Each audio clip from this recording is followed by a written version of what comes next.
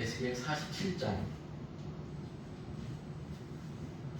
1절부터 12절까지 한 절씩 교독하시겠습니다. 그가 나를 데리고 성전 문에 이르시니 성전의 앞면이 동쪽을 향하였는데 그 문지방 밑에서 물이 나와 동쪽으로 흐르다가 성전 오른쪽 제단 남쪽으로 흘러내리더라. 그가 또 나를 데리고 문으로 나가서 바깥길로 꺾여 동쪽을 향한 바깥문에 이르시기로 본즉 물이 그 오른쪽에서 스며 나오더라. 그 사람이 손에 줄을 잡고 동쪽으로 나아가며 천척을 측량한 후에 내게 그 물을 건너게 하시니 물이 발목에 오르더라. 다시 천척을 측량하고 내게 물을 건너게 하시니 물이 무릎에 오르고 다시 천척을 측량하고 내게 물을 건너게 하시니 물이 허리에 오르고 다시 천척을 측량하시니 물이 내가 건너지 못할 강이 된지라.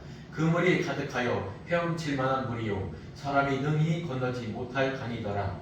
그가 내게 이르시되 인자야 내가 이것을 보았느냐 하시고 나를 인도하여 강가로 돌아가게 하시기로. 내가 돌아가니 강 좌우편에 나무가 심이 많더라. 그가 내게 이르시되 이 물이 동쪽으로 향하여 흘러 아라바로 내려가서 바다에 이르리니 그 흘러내리는 물로 그 바다의 물이 되살아나리라.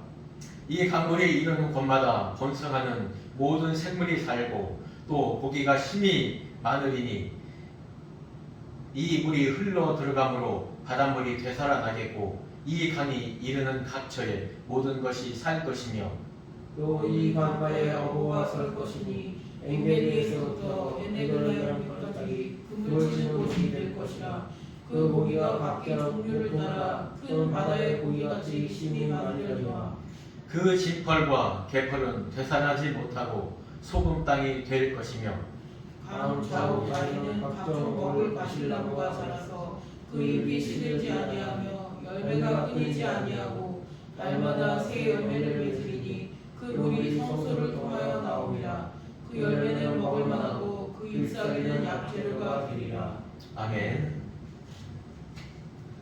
오늘 이 본문 말씀을 통해서 나누고자 하는 말씀은 이 제목은 성전에서 솟아나는 물, 이런 제목으로 우리가 오늘 이 시간 말씀을 나누겠습니다. 이 제목에서처럼 이 성전에서 나오는 물 무언가 틀리죠. 우리 일반적으로 마시는 물이나 정말 이 사상적인 그런 물이 아니라 어떤 특별한 물이라는 것입니다. 정말 요즘 이 시기에는 정말 우리가 정말 어려운 시대라고 합니다. 좀 아직 완전히 어려운 시대가 지금 불거져 나온 상태가 아님에도 불구하고 정말 우리가 과거에 겪었던 그 IMF와 그 코로나 시기를 함께 섞어놓은 듯한 그런 시대라고 합니다. 그런데 우리는 이 자리에서 이렇게 머물러 있을 수는 없습니다. 왜? 우리에게는 하나님 주신 사명이 있기 때문입니다. 정말 이스라엘 특히 유대 이 나라가 정말 어려웠었던 때가 있었습니다. 이 포로 시기에는 정말 말할 것도 없이요. 이 포로 시기는 정말 어렵겠죠. 그런데 이 포로 시기 이전에 하나님께서 이 유대 민족에게 경고를 한번 주었습니다. 그 경고가 무엇이냐면요.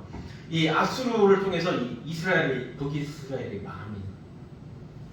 그리고 이 8년 후에 그 아수르는 이 예루살렘, 이 유다 땅이 탐이 났던 것입니다. 그때 유다의 왕은 히스기야 왕이었습니다. 이 사드렙이 쳐들어왔을 때 갑갑하고 정말 어찌할 수 없는 그 마음의 이 왕은 정말 하나님 앞에 기도하기보다는 어떤 일을 선택했냐면요. 금 30달란트, 은 300달란트, 그거를 모기 위해 성전 문에 있었던 그 금까지도 다 긁어내립니다. 그래서 그걸 갖다 드리는 거예요. 근데 그거로 해결이 안 됩니다. 다시 또 침공합니다. 그래서 이제는 유다의 백성들을 조롱하고 왕을 조롱하고 하나님을 조롱합니다. 그때서야 비로소 그 이사야 선지자를 찾아갑니다. 이사야 선지자를 통해서 같이 기도하고 함께 기도함으로 이 일이 마무리됩니다.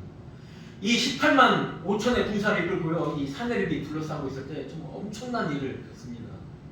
이 11개 하에 보면은 그 랍사계의 말을 빌리면은 왕의 신하들이 정말 대변과 소변을 먹는 그런 일을 겪는다고 해요.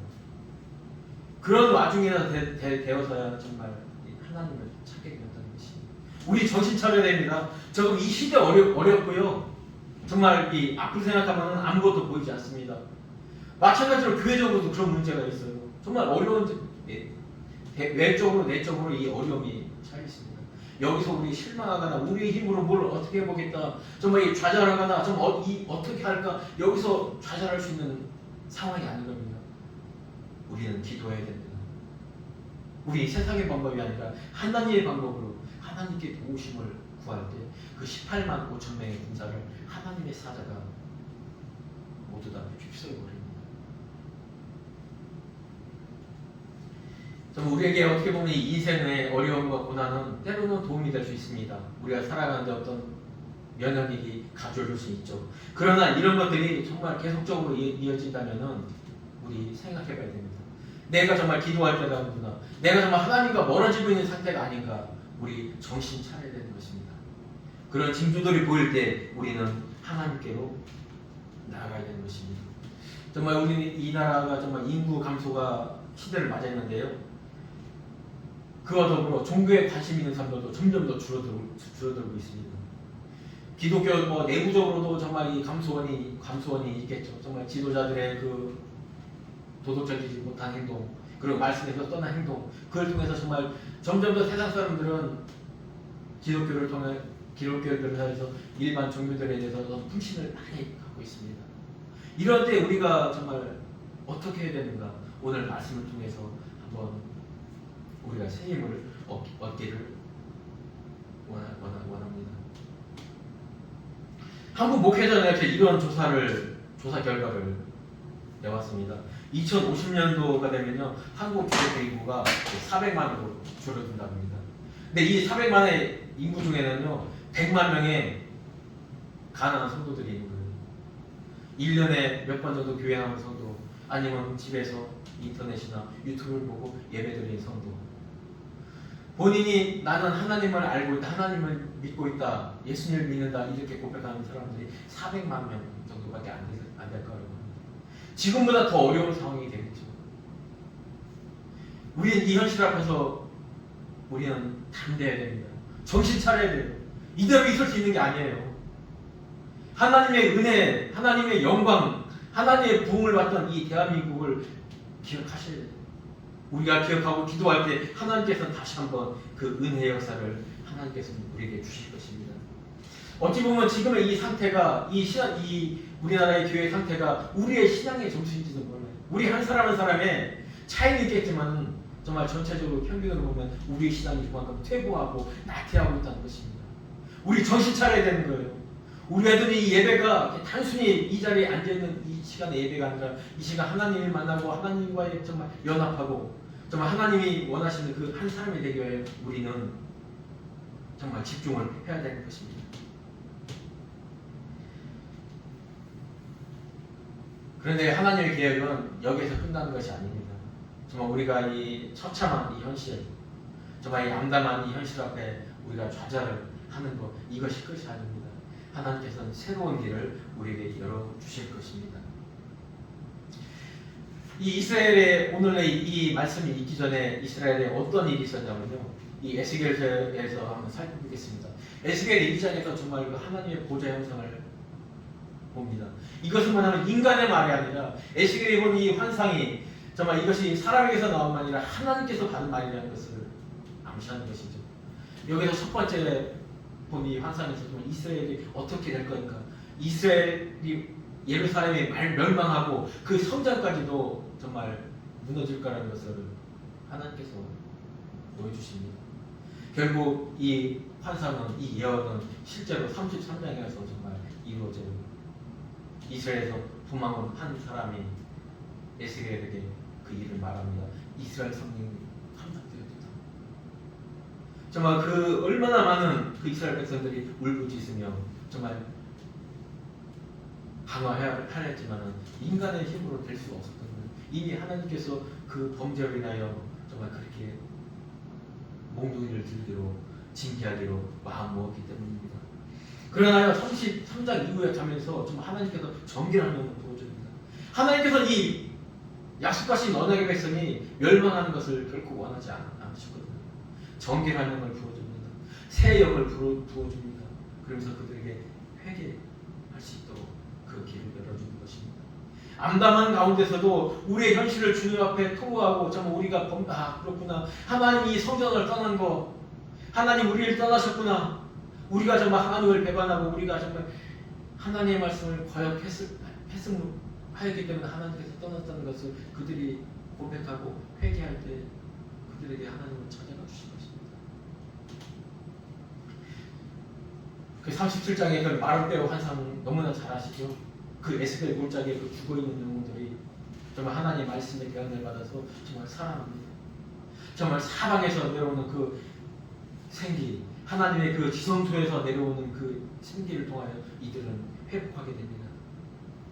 이것에 대해서 좀 하나님은 무엇라고 말하냐면요, 하나님 이렇게 말합니다. 37장에 백성들아 내가 너희 무덤을 열고 너희로 거기서 나오게 하고 이스라엘 땅으로 들어가게 하리라.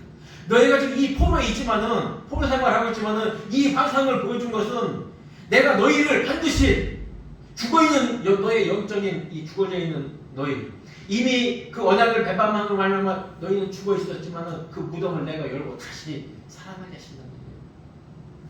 계속 이 말씀을 반복하고 있어요. 내 백성들아 내가 너희 무덤을 열고 너희를 거기에 나오게 하지, 너희는 내가 하나님인 줄 알리라. 내가 또 내 영을 너희 속에 두어 너희가 살아나게 하고 내가 또 너희를 너희 고국 땅, 약속의 땅, 언약의 땅에 부리니 나 여호와가 이 일을 말하고 이룬 줄을 너희가 알리라. 나 여호와의 말씀이니라. 그렇습니다. 이 말씀 이후에 어떤 일이 있냐면요, 그 이상 중에 그 성읍을 보게 합니다. 정말 사람이 볼 수 없는 그런 성읍을, 세상에 있지 않은 그 성읍을 보게 하시고, 그 가운데 정말 이 제단부터 해서 그 제사장들을 모든 규례, 정말 성막, 번제단 이 모든 규례에 대한 것을 다 작업됩니다. 저 모세의 그 성막을 이뤘던 것처럼 그 환상이 보여진 것입니다. 그러나 이 성전은, 이 에스겔 성전은 이 땅에 있는 것이 아니라 하늘에 있는 우리가 장차 볼 그 성전을 표현하는 거겠죠.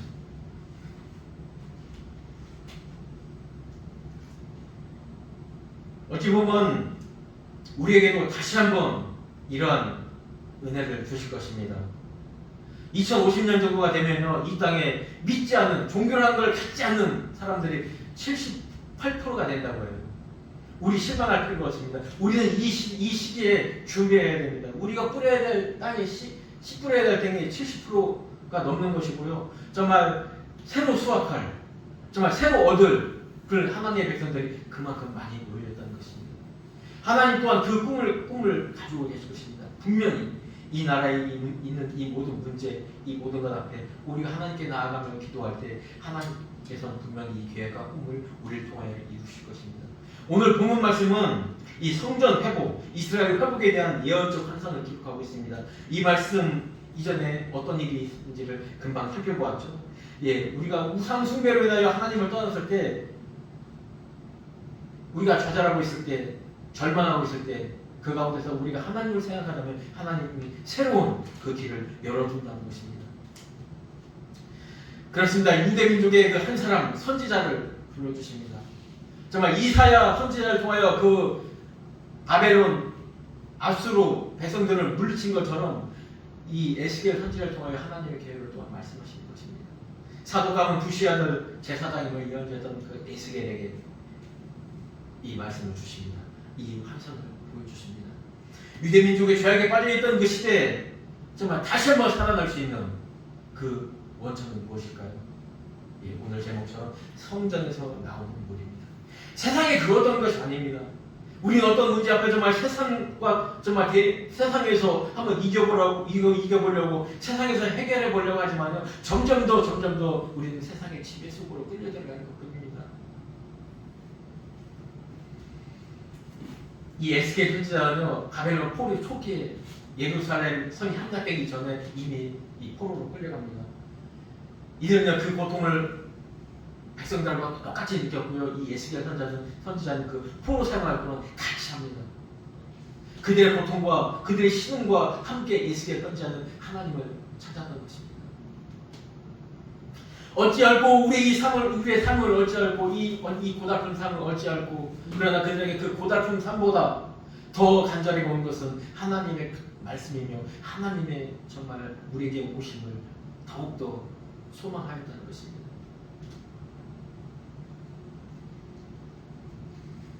오늘 본문은 그 완성된 그 성전에서 물이 흘러나옵니다.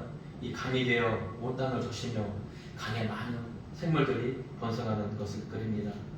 또한 그 강가에 어부들이 서게 되며 그 어부들이 강 좌우에 풍성함과 영원함이 존재하는 그 강가를 보게 되는 것입니다.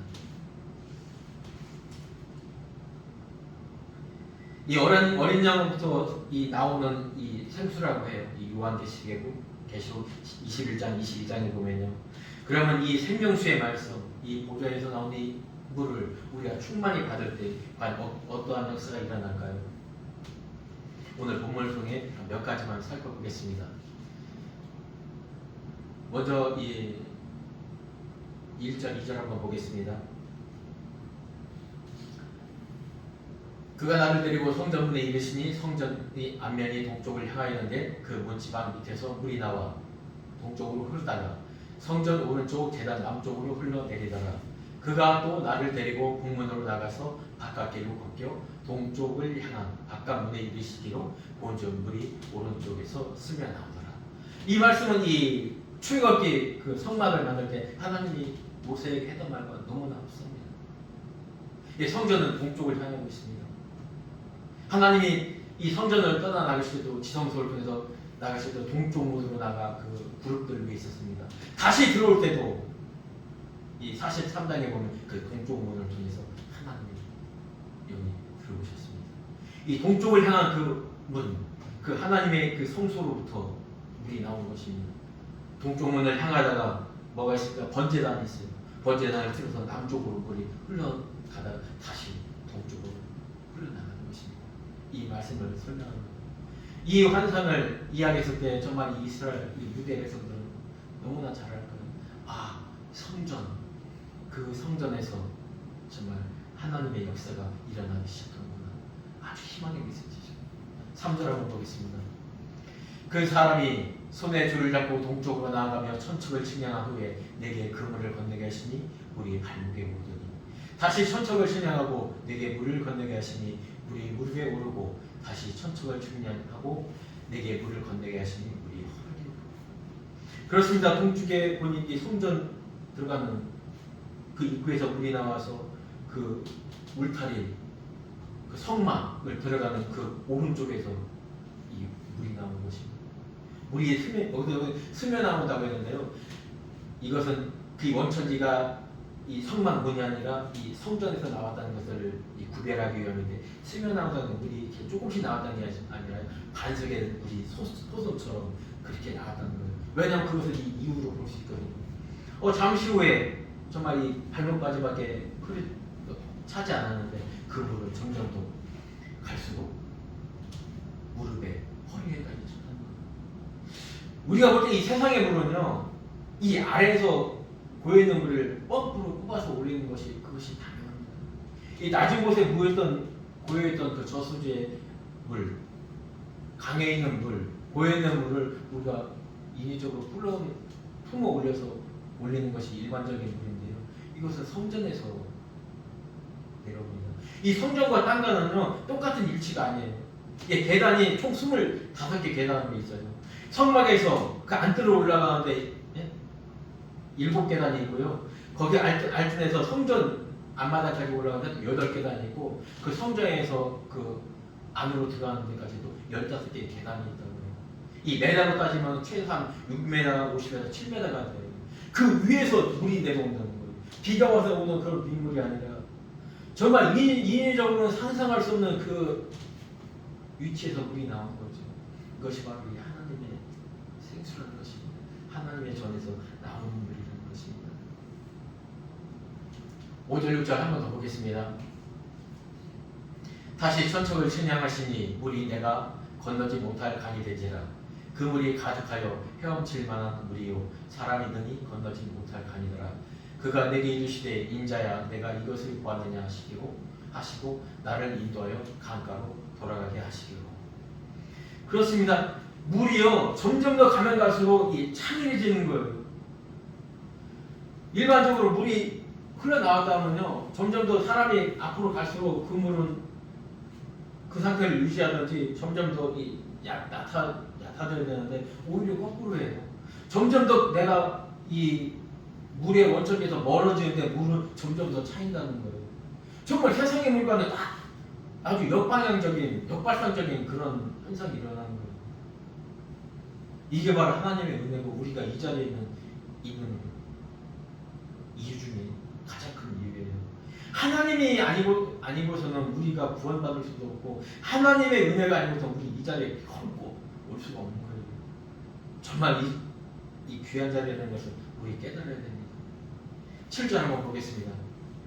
내가 돌아가니 강 좌우편에 나무가 심이 많더라. 그가 내게 이르시되 이 물이 동쪽으로 향하여 흘러 아라바로 내려가서 바다에 이르리니 이 흘러내리는 물로 그 바다의 물이 되살아나리라. 이제 더 이상 허리를 넘쳐 가슴을 사람이 이 배꼽 이 젖꼭지까지 물이 차면요 행동이 정말 부자연스럽다고요.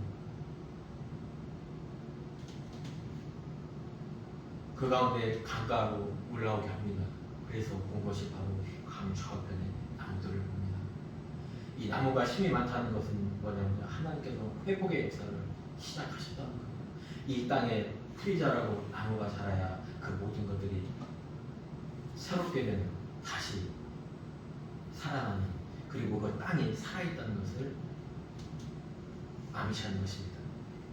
한번 8절 9절 한번 보겠습니다. 이 강물에 이르는 곳마다 번성하는 모든 생물이 살고 또 고기가 심이 많으리니 이 물이 흘러 들어감으로 바닷물이 되살아나겠고 이 강이 이르는 각처에 모든 것이 살 것이며. 저는 이 8절 9절 보면서 이러한 제목을 붙여봤습니다. 되살아나고 번성하리라. 우리 하나님의 이 솟아나는 성전에서 하나님의 이 말씀, 이 성령의 충만을 받으면요 우리가 되살아난다는 거예요. 그리고 성장하기 시작한다는 거예요. 여기서 되살아나고라고 있는 이 단어는 라파예요. 라파. 여호와 라파 할 때 그 라파입니다. 치료하신다는 거예요. 이 솟아난다는 것은요 뭐냐면 우리가 그냥 좀 아파 있었는데 혹시 우리가 약 먹고 나았다 이것을 의미하는 것이 아닙니다. 자, 우리가 좀 어디 교통사고 나서 병원에 한 달 입원해 있다가 한 2달 입원해 있다가 치료받고 나와서 퇴원했다. 이게 아니에요. 이 되살아났다. 이 치료했다는 이 말은요 뭐냐면요 그냥 죽음 앞에 있었다는 거예요. 그냥 죽음 앞에 그냥 쓰러져서 그냥 숨도 제대로 못 쉬고 그 상태에서 하나님이 치료하셔서 소생시켰다는 거예요. 이스라엘 백성이 그렇지 않았습니까? 아니 우리는 그렇지 않습니까? 우리의 지금 삶에서 하나님이 영이 떠나면 우리는 그냥 아무것도 아니에요. 그냥 죽어 없어질 그냥 육신의 덩어리일 것입니다. 독종바다, 염의 사해, 죽은 바다죠. 그 사해로 가니 그 사해를 향하여 이 물이 흘러들어가는 것입니다. 이 물이 흘러들어가면요 그곳에 고기가 살고 또 고기가 먹을 수 있는 그 생물들이 함께 자랍니다. 하나님께 범죄한 유다 백성들의 마음이 지금 하나님께 완전히 죽어 있었던 것을 이 구절을 통해서 우리가 알 수 있는 거예요. 포로 생활에서 그 고달픈 괴로움, 학대. 우리도 마찬가지죠. 이 땅에서 살 때 우리는 결코 환영받지 못할 수가 있습니다. 하나님을 돌이키고 하나님께 회개하는 마음으로, 사실 이거 회개하는 것도 하나님께서 영을 부어주신 것입니다. 정결한 영을 부어주셔서 맑은 물로 머리부터 부어 36절 보면 그게 씻겨주십니다. 씻겨주시고 새 영을 불어넣으시죠. 그를 통해서 회개하게 되는 거예요. 우리가 정말 새 영을 받는 이전 이후에 우리가 반드시 해야 될 것은 우리 씻음과 회개는 정말 필요한 것입니다. 그래서 우리는 날마다 중노를 하는 그 바울의 고백처럼 우리는 아침에 눈 뜨면 하나님께 기도해야 되고요. 우리가 눈 감기 전에 우리는 우리의 삶을 돌아보며 하나님께 우리의 삶을 내어 보여드려야 되는 솔직하게. 사실 우리가 이게 기도할 수 있는 거, 회개할 수 있는 것도 정말 하나님, 아니 우리 성부 하나님, 그 예수님의 피, 그리스도의 그 피로 우리가 이 은혜를 받는 것이죠. 이 생물을 통해서 이 모든 생물이 살듯이요, 이 하나님의 이 생수는 이 우리 하나님의 백성들만 살리는 거 아니에요. 우리 하나님의 백성들이 살아갈 수 있도록 모든 준비된 것들을 여건들에게 또한 하나님께서는 복을 주시고 그것들을 번성케 합니다. 세상이 지금 힘들고 어렵고 왜 정치는 이렇고 정말 정치가 더는 왜 이렇고 정말 이렇게 정말 비도덕적인 사람들이 이렇게 많고 정말 폭력적인 사람들이 왜 이렇게 많은가, 이 땅에서 우리가 살아야 되는 건가, 하나님은 여기에 정말 이 나라를 보호하시고 이 땅에 함께 계신 건가, 이렇게 우리는 불평하고 불면하고 있을 때가 아니에요. 우리가 하나님의 생수를, 성령의 충만함을 간구할 때요, 하나님께서 이 모든 것들을 해결해 주시는 거예요. 하나님께서 이 우리의 주위 환경들, 우리의 나라의 환경도, 우리 대한민국 백성들의 마음도, 모든 기관들도 온전하게 지도록 해주시는 분이 하나님이십니다. 왜? 하나님의 백성들을 위해서거든요. 강물이 이런 곳마다 번성하는 모든 생물이 살고 또 고기가 심이 많다고 하잖아요. 고기가 온전하게 장성하려면, 크려면 먹을 것이 있어야 되거든요. 하나님 우리한테 분명히 그렇게 하실 것입니다. 이 바닷물이, 강물이 흘러가는 곳, 그 사이에 죽은 바다가 살아납니다. 그 강이 바다에 이르기 전까지 그 광야를 적실 때 그 광야가 살아난다는 거예요.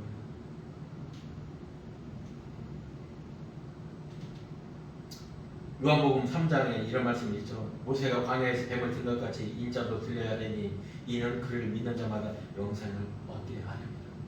우리는 세상의 문제를 바라보고 거기에 얽매여 있는 사람이 아닙니다. 영생을 주신 그 하나님이 이 땅에서 삶 가운데 우리에게 정말 꼭 필요해야 되는 것, 있어야 될 것을 하나님께서 준비해 주시지 않겠습니까? 10절 한번 보겠습니다. 같이 한번 읽겠습니다. 10절. 전장으로 한번 돌아가 주실래요? 10절 같이 한번 보겠습니다.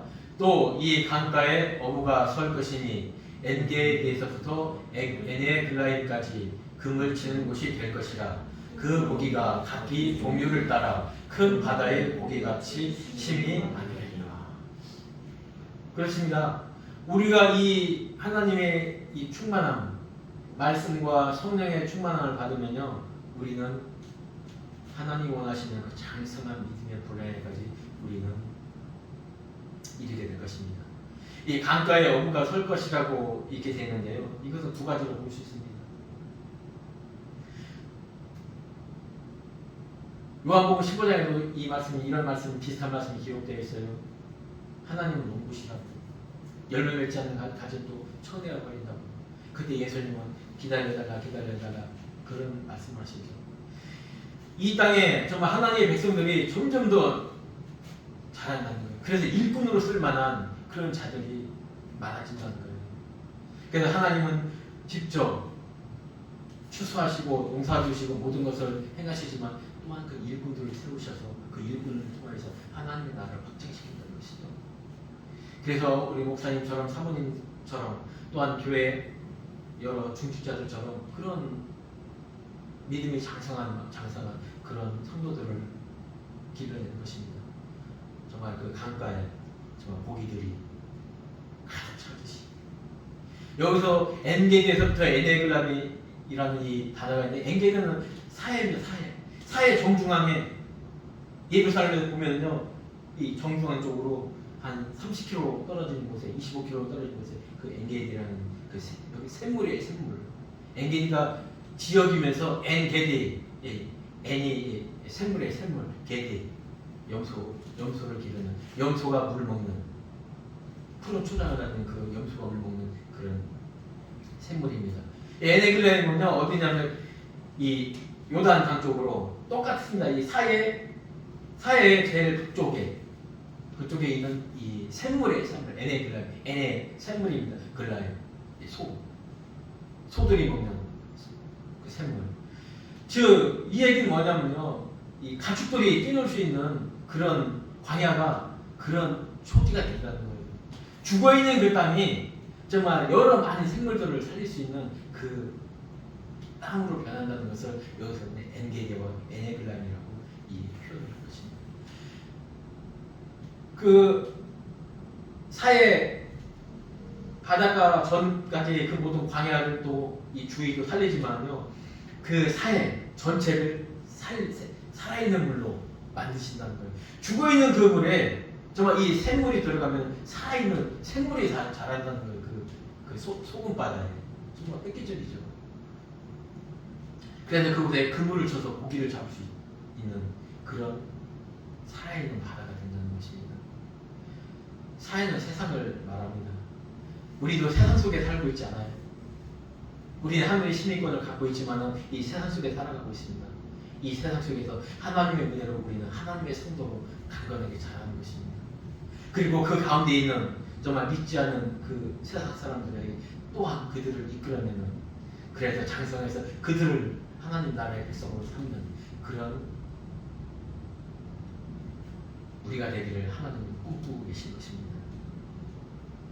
에베소서 4장에 이렇게 기록하고 있습니다. 바울은 내리셨던 그가 곧 모든 하늘 위에 오르신 자니 이는 만물을 충만하게 하려 하심이라. 어떤 사람은 사도로, 또 선지자로, 또 복음 전한 자로, 또 어떤 사람은 목사와 교사로 삼으셨으니 이는 성도를 온전하게 하여 봉사 일을 하게 하며 그리스도의 몸을 세우게 하심이라. 우리가 다 하나님의 아들을 믿는 것과 아는 일에 하나가 되어 온전한 사람을 이루어 그리스도의 장성한 분량이 충만함까지 이르게 하리니. 그렇습니다. 하나님은 우리를 이 땅에 교회를 세우시고 정말 계속적으로 우리를 구원에서 끝나는 것이 아니라 우리를 계속적으로 이 성장하게 하는 것은 하나님을 온전하게 하게 하는 거예요. 이 땅의 교회와 정말 이 하나님의 이 성경 말씀과 이 예배라는 이 제도적인 것이 없었다면, 이 성령께서 이 교회를 세우지 않았다면요, 버티고 있을 사람이 아무도 없다는 거예요. 아무도. 바울도 고백하잖아요. 나는 매일 죽는 사람이라고요. 심지어 우리는 어떻겠습니까? 그 경건의 대표적인 그 욕도 정말 그 많은 고난 앞에서는 흔들릴 수밖에 없는 것이잖아요. 우리는 어떻겠습니까? 하나님 우리를 끝까지 온전하게 붙들려고 이렇게 계속 우리에게 성령의 충만함과 또한 이 예배를 통해서 우리를 이끌어 가고 계신 것입니다. 이 땅에서 성도가 해야 할 일이 바로 이런 거예요. 하나님께서 정말 이 땅에 내려와서, 주님께서 내려와서 우리를 살리신 것, 구원하신 것, 이거로 끝나는 것이 아니라요, 다시 승천하시고 정말 새 영으로 성령을 이 땅에 보내셔서 내주하시는 것은요, 하나님께서 우리를 온전하게 이끌어 가시라는 것이죠. 우리는 이 온전한 이끌림에서 우리는 벗어나면 안 되는 거예요. 정말 안 되는 정도가 아니라 아주 심각한 문제가 일어날 수 있는 것입니다.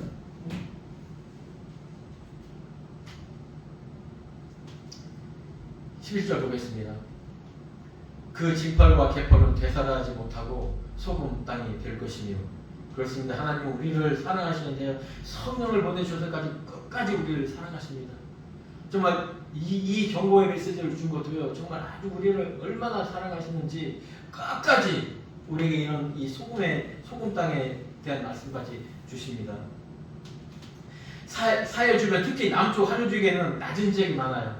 그리고 이 육지와 이 물이 만나는 이곳들은 이 흙과 물이 섞여서 변하게 됩니다. 진펄이 되고 이 갯벌이 되고 아주 진흙 덩어리가 돼요. 그렇게 되면 이 건기와 오기가 계속 쌓이면서 그 땅이, 이 바닷물이 있는 곳이 점점 더 땅물을 변해요. 10분의 1자에 비해서 그 땅처럼 그렇게 변해버립니다. 아무것도 자랄 수가 없어요. 여기서 이 소금이라는, 이 소금 땅이라는 건 뭐냐면, 이 땅에 소금이 좀 뿌려져 있는 그걸 말하는 것이 아니라, 이 생명의 물이 흐르는 이 바다가 바로 흙으로 변한다는 거예요. 흙처럼 단단해진 그곳에 그냥 소금이 있으면요 그 흙에 소금의 성분을 그냥 다 뺏겨버려요. 이 하나님의 백성들이 이 세상과 똑같이 섞여 살잖아요. 하나님의 백성으로서 그 거룩함을 다 잊어버린다는 거예요. 결국은 이 세상에서 자연적으로 모든 것이 흘러가면 자연적인 것은 오히려 뭐 점점 발전이 안 돼요. 오히려 퇴보하게 돼요. 이 흙과 벽돌을 가만히 두었다고 이것이 건물이 되어집니까? 안 돼요. 건물을 세워야 되는 것입니다. 오히려 집 같은 것도요 20년 30년 그냥 냅두면요 이것이 집이 1층집이 2층이 되고 3층이 되는 것이 아니라 이 1층집이 점점 더 허물어져서요 기둥이 허물어지고 결국 2, 30년 후면은 그 집이 무너져 버립니다. 우리의 신앙이 바로 그렇다는 거예요. 왜? 육신을 입고 있거든요. 영이신 하나님이야, 영이신 주님이야. 그거에 대해서 아무런 제약이 없지만 육신을 갖고 있는 우리에게는요 성령이 오신다 할지라도 우리 육신은 어찌할 수 없어요. 근본적으로 죄의 몸이기 때문에. 그래서 바울의 고백이 그렇습니다. 나는 매일 죽노라. 내 안에 두 가지 법이 있노라. 우리 정신 바짝 차려야 돼요. 정말 이 시간 우리가 예배 드린다니 이거 얼마나 하나님께서 우리를 강권하시고 붙드시는지 몰라요. 우리가 비록 정말 피곤하죠. 피곤하고 졸음도 옵니다. 우리 그러기 위해서요 주일날에는 특히 토요일날에는 우리 일찍 자야 돼요. 정말 예배를 위해서 일찍 자고 예배를 위해서 시간을 우리가 이 주일날을 위해서 우리가 시간을 드려야 돼요. 우리가 너무나 잘 알죠. 이 창세기 그 19장 소돔과 고모라가 멸망할 때 세상을 돌아본 자 한 사람 롯의 처를 기억하라고요. 롯의 처는 소금 기둥이 되어 있어요. 소금 기둥이 돼 그냥 소금 바위덩어리가 됐던 거예요. 롯의 처는 어떻게 됐죠? 하나님의 그 은혜로 구출을 받았지만은 세상에 대한 것들에 눈을 돌려버렸다는 거예요. 하나님의 말씀보다 하나님의 명령보다 세상의 마음을 둘 때 이렇게 된다는 것입니다. 우리가 소금의 맛, 우리 성도로서의 그 생명수의 맛을 생명의 맛을 잃어버리면요 우리는 세상화 될 수밖에 없어요. 주님도 그러잖아요. 소금의 맛을 잃어버리면 바깥에 버려져 그냥 땅에 밟힌다고요. 이 유대요 지역에는 그 소금이 귀했어요. 소금을 귀해서 보관하고 있었는데요. 그래서 그 소금을 쓰다 보면 오래되면 그 소금을 그냥 볕에 말린대요. 볕에 말려서 그냥 거름이나 땅바닥에 뿌려버린다고 합니다. 즉 버려지는 것이죠. 사람에게 버려지는 것이죠. 하나님께 버려질 수 있다는 경고의 메시지를 하나님께서 주십니다. 물이 생명의 땅이 이 바닥에 땅 이런 일반적인 흙과 흙의 형제에서 벗어나지 못하면 그 땅이 흙의 존재로 그대로 남아있을 수밖에 없다는 거예요. 세상에 이거 불순종의 이 육신의 이끌림을 받게 되는 것입니다. 우리 기억해야 됩니다. 결코 소금 땅이 되어서는 안 됩니다. 또한 이와 반면으로 우리 각 사람에게 주신 달란트가 있습니다. 예배자로 세우시고 좀 우리 각 사람에게 주신 달란트가 다 있어요. 이 달란트는요 나를 주님 안에 더 머무르게 하고 나를 주님과 함께 할 수 있는 그 매개체가 되는 거예요. 이 달란트 정말 귀한 것입니다. 얼마나 귀한 것인지 이 달란트 정말 우리가 있다면은 그 결코 놓쳐서는 안 돼요. 그러나 이 달란트, 이 은혜, 기쁨의 선물을 잃어버릴 때요 책망과 징계뿐만 아니라 이 소금 땅이 된다는 거예요. 우리 각 사람에게 우리가 뭐 자질이 좋아서 그 달란트 준 거 절대 아니에요. 이 달란트 잃어갈 때 우리가 느낍니다. 아 내가 변화를 느껴요. 하나님의 경고입니다. 뒤를 바라보지 말라는 그 경고를 잊는다면 롯에처 기억하십시오. 세상에 정말 성령으로 정말 우리를 깨끗하게 해주시고 정말 정결한 물로 씻어주시고 정말 영으로 청소해 주었는데요. 우리가 세상과 함께 하잖아요. 분명히 세상 것으로 채워집니다. 우리가 세상 것으로 취하잖아요. 술에 취하잖아요. 세상 것이 들어와서 자리를 잡습니다. 우리는 하나님의 말씀과 하나님의 것으로 충만함을 받을 때 우리는 장성한 분량으로 우리는 자랄 것입니다. 에베소서 4장 13절 똑같이 기록하고 있습니다. 성도를 온전하게 하여 그리스도의 몸을 세월이 함이니라. 온전한 사람을 이루어 그리스도의 장성한 분량이 충만한 데까지 이르리니 그 다음에 있는 말입니다. 이는 우리가 이제부터 어린아이가 되지 아니하며 사람의 속임수와 간사한 유혹에 빠져 온갖 교훈의 풍조에 밀려 요동하지 않게 하려 함이라. 우리가 하나님의 충만함에서 떠나잖아요. 우리는 세상의 것에 휘둘릴 수밖에 없다는 거예요. 그렇기 때문에 우리를 하나님께서는 계속 성령의 충만함을 부어주시고요, 우리에게 다가오시는 것입니다. 이 하나님의 다가옴을 밀어낼 때 정말 우리는 은혜가 떨어질 수 있습니다. 하나님은 우리에게 말씀 주시고 새 생명 주시고 그리고 번성케 하시며 성장하게 하시는 이 가운데 이 말씀을 주신 건, 이 소금 땅에 이 경고 메시지를 준 거는요, 우리가 그 나라에 가기 전까지 우리는 끊임없이 하나님을 찾아야 된다는 이 경고의 메시지를 준 것입니다. 내가 내가 이 정도면 됐다 할 그때 우리는 이 말씀을 꼭 기억해야 됩니다. 우리가 게으름에 빠지려고 할 때, 내가 정말 예배에 집중하지 못할 때, 하나님께 집중하지 못할 때, 내가 이 소금의 기도의 언약을 정말 기억해야 됩니다. 이 경고의 메시지. 내가 이 은혜를 잃어버려서 정말 멸망의 길로 갈 것인지, 이 은혜를 정말 하나님의 그 생명의 값으로 얻었는데, 이 귀한 이 은혜를 정말 재산적 가치로 따질 수 없는 이 은혜를 나의 온전치 못한 삶으로 잃어버리면 절대 안 돼요. 우리는 하나님의 거룩한, 하나님에 대해서 거룩한 습관, 거룩한 규칙을 우리는 가져야 됩니다. 내 삶에 변화가 있을 때 하나님을 꼭 찾아야 된다. 내가 어려움에 빠져야 할 때 하나님을 꼭 찾아야 된다는 것입니다. 마지막 12절 말씀 보겠습니다. 강 좌우가에는 각종 먹을 과실나무가 자라서 그 잎이 시들지 아니하며 열매가 끊이지 아니하고 달마다 새 열매를 맺으리니 그물이 성소를 통하여 나오리라. 그 열매는 먹을만하고 그 잎사귀는 약 재료가 되리라. 그렇습니다. 우리가 이런 메시지와 이런 경고를 잘 간직한다면요, 이 마지막 말씀이 그렇죠. 앞에는 정말 풍성함과 정말 그 천국의 그 말씀을 주지만은 계속적으로 우리에게 어떻게 하냐면요, 약의 재물을 주십니다. 우리가 계속 넘어지려 할 때도 하나님이 계속해서 우리를 회복시키시다는 거예요. 창세기 1장 말씀이 그것입니다. 태초에 하나님이 천지를 창조하시니라. 그 땅은 혼돈하고 암흑에 있고 정말 기품이 있지만 하나님의 신이 수명하다고 했죠. 우리는 이미 이 흙의 존재였습니다. 이 흙의 존재를 하나님께서 하늘의 존재로, 영원한 존재로 만드시는 것이 창세기 1장 1절의 말씀입니다. 하나님의 계획은 우리를 이렇게 죽을 수밖에 없는, 죽은 우리를 그렇게 하나님이 살리신 것, 이것이 하나님의 계획입니다. 우리 하나님 계획에 동참하여서 그 나라에 가야겠죠. 요한계시록 21장과 22장에 있는 말씀을 제가 읽어드림으로 이 말씀 마치도록 합니다. 내가 들으니 보좌에서 큰 음성이 나서 이르되 보라, 하나님의 장막이 사람들과 함께 있으매 하나님이 그들과 함께 계시리니 그들은 하나님의 백성이 되고 하나님 친히 그들과 함께 계셔서 모든 눈물을 그 눈에서 닦아주시니 다시는 사망이 없으리라.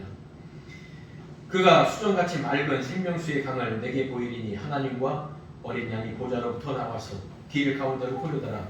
강 좌우로부터 생명나무가 있어 12가지 열매를 맺되 달마다 그 열매를 맺고 그 나무 잎사귀들은 만국을 치료하더라. 아멘. 하나님은 이 에스겔서는 분명히 오늘의 말씀에서 이 에스겔서에서 이런 예언을 하셨죠. 예루살렘 망할 것이다. 성전 파괴할 것이다. 그러나 너희가 70년 후에 돌아오리라. 이 세 가지 예언 모두 다 이루어졌죠. 역사적으로 하나도 변치 않고 그대로 이루어졌습니다. 그럼 마지막 하나님께서 제일 중요하게 얘기는 이 보좌에서 솟아나리라 이 물, 이 에스겔 성전, 즉 하늘에 있는 그 성전 반드시 이루어질 것입니다. 우리가 요한계시록에서 정말 이렇게 있을까라는 생각하시겠죠. 그러나 이미 구약에서 예수가 선지자를 통해서 이 예언을 했고요. 그 앞에서 이루어졌던 일 우리가 너무나 잘 알죠. 100% 이루어졌습니다. 그렇다면 우리가 말씀에 기록되어 있는 이 하나님의 나라, 이 천국은 반드시 실존하며 반드시 우리가 그 나라의 백성으로서의 삶을, 영원한 삶을 이어갈 거라는 것을 우리는 기억하셔야 될 것입니다. 예, 기도하겠습니다. 하나님 감사합니다. 오늘의 말씀을 통하여서 정말 하나님 나라의 정말 풍성함과 하나님 나라의 실존을 우리가 이 시간을 통해서 믿을 수 있도록 하여 주시옵소서. 이 성전에서 나온 이 물을 통하여서 정말 우리가 생명을 얻고 되살아나고 또한 성장하며 번성하여서 잘 자라서 정말 주님이 원하시는 그 온전한 그 장성한 분량에까지 이룰 수 있도록 주님 함께하여 주셔서, 그래서 우리가 주님의 일꾼으로서의 삶을 잘 감당할 수 있도록 주님 함께하여 주시옵소서. 사랑하신 예수님 이름으로 기도했습니다. 아멘.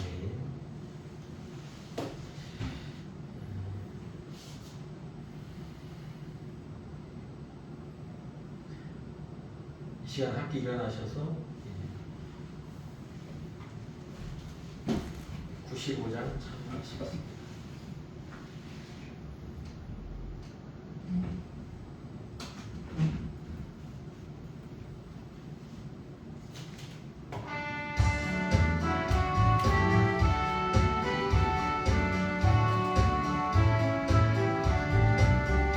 나의 기쁨 나의 소망 되시며 나의 생명이 되신 주 밤낮 불러서 찬송을 드려도 그하신 마음뿐일세.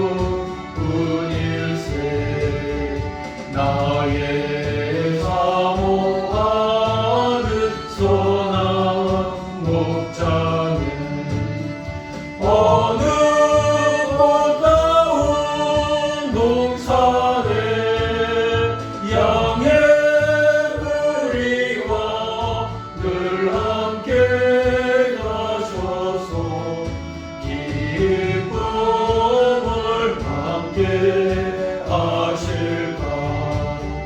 길도 없이 거친 넓은 들에서 갈 길 못 찾아 헤쓰며 이리저리로 헤매는 내 모양 저 원수 조롱하도다. 주의 자비롭고 화평한 얼굴 모든 천사도 반기며 주의 놀라운 진리의 말씀에 천지가 바라하도다. 나의 진정 사모하는 예수님 음성조차도 반갑고 나의 생명과 나의 참 소망은 오직 주 예수뿐일세.